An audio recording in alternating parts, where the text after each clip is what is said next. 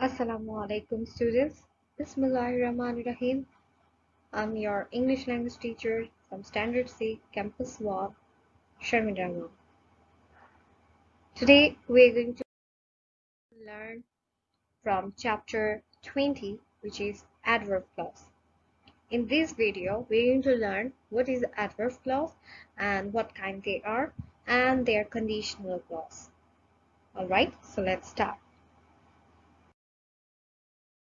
First of all, we're going to learn the definition of adverb clause, which is very important, right? So, as you can see in this picture, it is defining a group of words that function as an adverb. So, a group of words, that means it is a clause, right? So, it is a clause, a group of words that has the subject and a verb combination. That means it has both the subject and a verb. For example, when the sun rises, we will escape. Here, when the sun rises, the sun is the subject and rises is the verb. And altogether this part, which is in red color, when the sun rises, is showing an adverbial clause because it's altogether working like an adverb. So, this is called adverb clause. An adverb clause starts with some of the subordinate conjunctions, which are because, unless, as for, since, whenever, when, etc. In this example, as you can see, I have used when. To be noted, an adverb clause is a dependent clause. Why? Because it's starting with a subordinate conjunction. Since it is starting with a subordinate conjunction, it is a dependent clause which will be depending on the other part of the sentences. That means it cannot stand alone. Now we will see some kinds of adverb clauses. And adverb clauses can be many kinds, and they will express or they will state some question answers.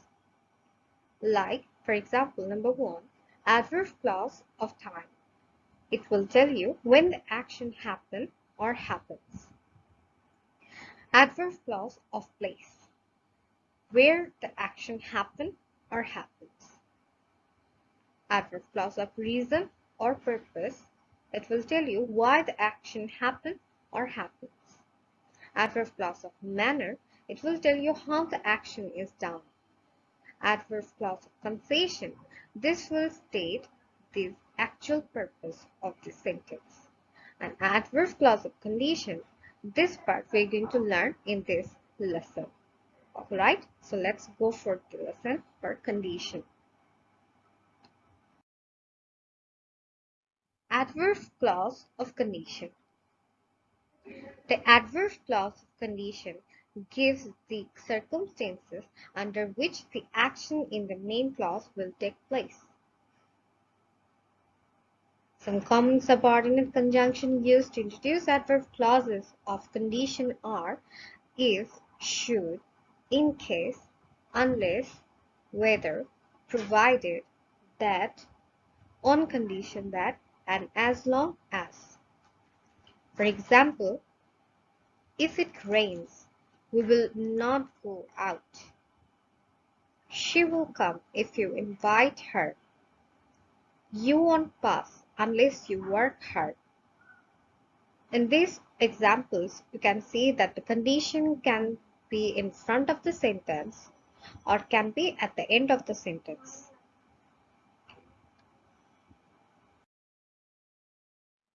Note that unless means if not. So therefore, it would be wrong to use another not in clauses with unless. Alright students, so now we will start with the if clause or conditional clauses.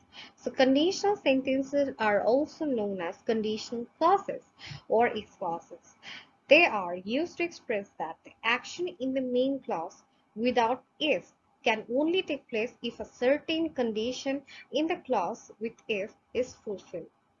So to fulfill the full sentence, you need to confirm that the certain condition is fulfilled. So if clauses or conditional clauses are four types. They are the zero conditional, which we will refer type 0. The first conditional type 1, second conditional type 2, third conditional type 3. So these four kinds of if clauses we're going to learn in this chapter. Let's start. The zero conditional if clause. The zero conditional is used to make statement about the real world and often refers to general truths such as scientific facts. In this sentence, the time is now or always and the situation is real and possible.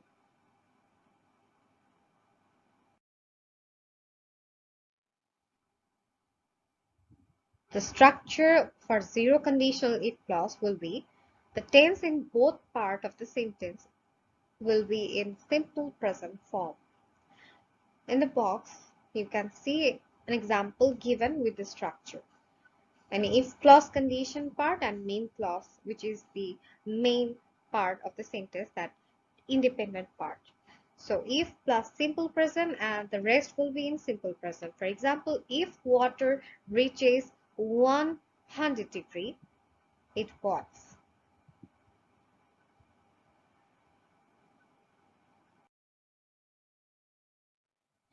The first conditional if clause. In first conditional if clause is the possible conditional. That means it is used to talk about possible future events and their likely results. You can use the first conditional to talk about predictions, superstitions, future plans, warning, threat, offer, suggestion, etc. These are things that are real, so this condition is also called the future real condition.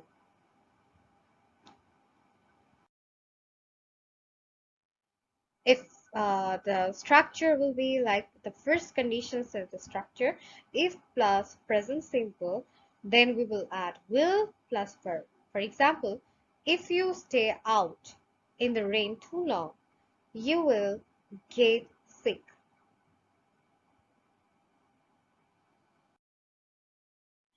Now we will see the second conditional if clause, which is type 2.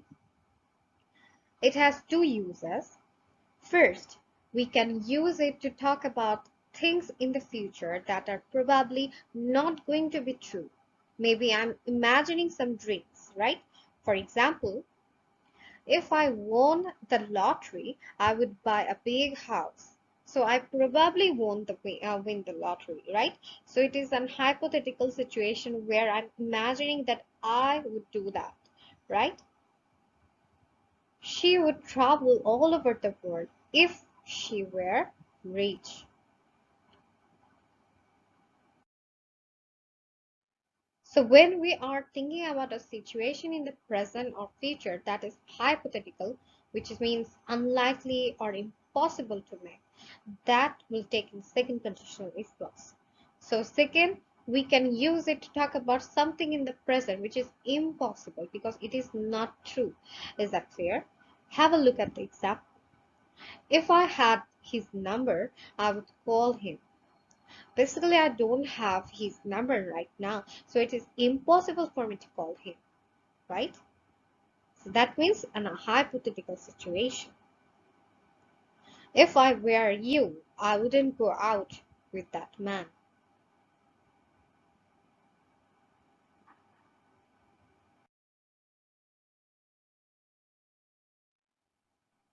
The structure for second conditional if clause will be if, then past simple, and then would plus infinite verb. For example, if I won the lottery, I would travel around the world.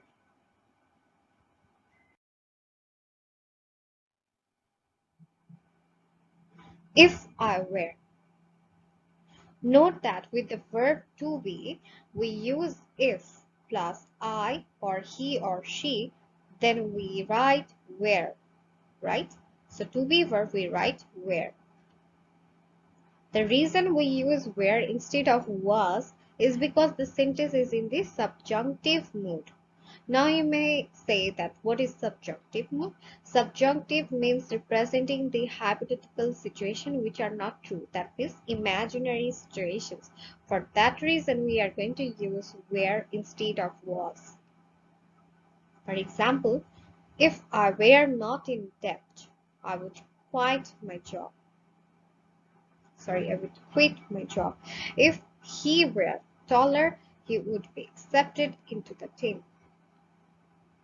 She would still be correcting my grammar if she were still alive.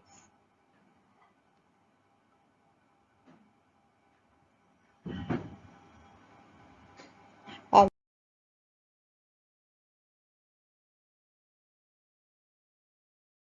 right, for practice, do exercise A, B, and C from page 120 and 121. Allah Hafiz everyone. Bye-bye.